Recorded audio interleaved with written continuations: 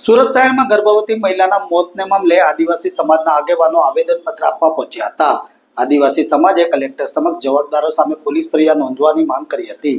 સુરત શહેરમાં મજૂરી કામ કરવા ગયેલા પતિ પત્ની અને ભાઈ સહિતના પરિવાર દિવાલ ધસી જતા ઇજાગ્રસ્ત થયા હતા. જ્યારે આ ઘટનામાં એક ગર્ભવતી મહિલાનું મોત થતા જવાબદાર કોન્ટ્રાક્ટર અને બિલ્ડરને બચાવવા પડેલા જવાબદારો સામે કાર્યવાહી સહિત ફોજદારી ગુનો નોંધવા મામલે કલેક્ટર સમક્ષ આવેદનપત્ર પાઠવી રજૂઆત કરવામાં આવી હતી. ઓલપાડના અટોદરા ટેક્સટાઇલ પાર્કમાં રહેતા વિશાલ દિનેશભાઈ ભુરિયાના સંબંધી શૈલેષભાઈ તેમના પત્ની શીતલબેન અને કૈલાસબેન મજૂરી કામ અર્થે ગયા હતા. જ્યાં બાંધકામની સાઇટ પર કામ કરતા હતા તે વેળા ત્યાં જેસીબી મશીનથી માટી પુરાણ કરવામાં આવતું હતું. ત્યારે મજૂરી કરતા લોકોએ આ દિવાલ સુકાઈ નથી, અહીં માટી પુરાણ રોકી દો તેવું જણાવ્યું હતું. તેમ છતાં કોન્ટ્રાક્ટર અને જેસીબી મશીન ચાલકે કામ શરૂ રાખતા દિવાલ ધસી પડી હતી, જેથી તમામ મજૂરોને ઈજા થતા હોસ્પિટલ લઈ જવામાં આવ્યા હતા.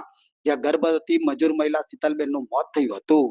જે બાબતે ઓલપાડ પોલીસે માત્ર જેસીબી ચાલક સામે ફરિયાદ નોંધવાનું જણાવી અન્ય જવાબદાર કાવેરી બિલ્ડર સુપરવાઇઝર સામે કોઈ કાર્યવાહી ન કરતા રોષ ફેલાયો હતો. જેથી સમગ્ર મામલે જવાબદારો સામે આદિવાસી સમાજે કાયદાકીય પગલાં ભરવા કલેક્ટર સમક્ષ ઉગ્ર રજૂઆત કરી હતી.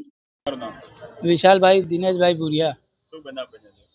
બનાવ દિવાલ ધસી પડી. એમાં કેટલા લોકોના મૃત્યુ થયા છે અને કેટલા લોકો ઘાયલ થયા છે? એકનું મૃત્યુ થયું અને 2 ઘાયલ છે. ક્યારની ઘટના છે? આ ગઈકાલે 11:30 નું કઈ જગ્યાએ બનાવ બન્યો હતો? સાણ વિસ્તારમાં બન્યું, કાવેરી ઇન્ડસ્ટ્રીયલ પાર્ક.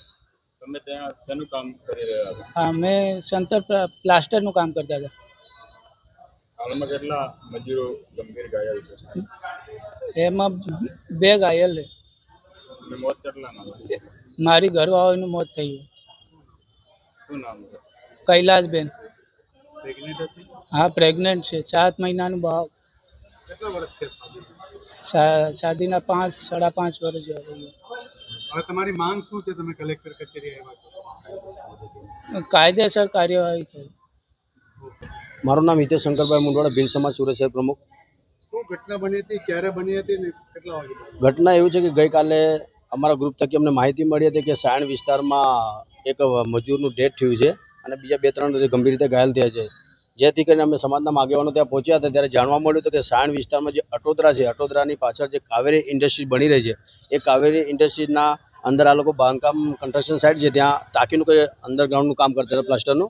હવે એ અંડરગ્રાઉન્ડ પ્લાસ્ટરનું કામ કરી રહ્યા હતા ત્યારે અચાનક દિવાલ ધસી પડી હતી અને દિવાલ ધસી પડવા ત્યાં મજૂરો દટાઈ ગયા હતા, 5 કે 6 મજૂરો. એમાંથી જે વિશાલભાઈ ભુરિયા કરીને છે એમના ઘરવાળી હતા, જેઓ પ્રેગ્નેન્ટ હતા, એમના 7 મહિનાનું બાળક છે પેટમાં. આજે ગંભીર રીતે ઘાયલ થવાથી એમનું ડેથ થયું છે અને બીજા 3 મજૂરો હાલ સિવિલ કોઈ પ્રાઇવેટ હોસ્પિટલમાં સારવાર હેઠળ છે.